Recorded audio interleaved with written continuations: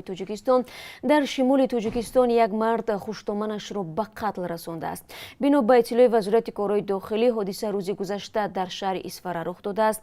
مرد 23 ساله که ساکن جماعت دهاتی شهرک است اختیاری به مقامات انتظامی آمده در این جنایت اقرار و خود را تسلیم کرده است. گفته می شود او به هنگام مناقشه با خوشتومانش که 42 ساله بوده است با کارد 6 مرتبه به عضوی بدن او و 4 مرتبه به بدن همسری 23 ساله اش میزند.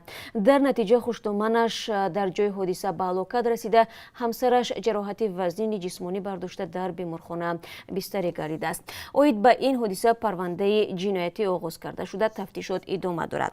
همچنین وزارت کارهای داخلی از دریافت و مصادره هزارها تن مواد طرفگری و یا به اصطلاح مردمی خلاپوشکا خبر میدهد.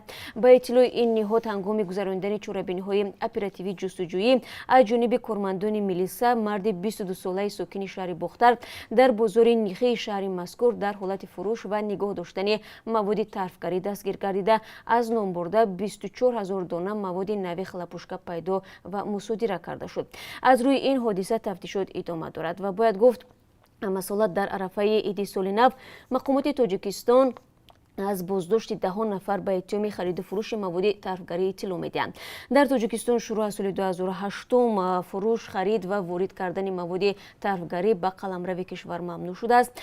فروش این مواد بعد آن من گردید که در گذشته حالتهای زخمی شدن ساکنان از خلاپوشکا ثبت شده و مردم نیز از صدای ناراحت کننده آن زیاد شکایت کرده بودند.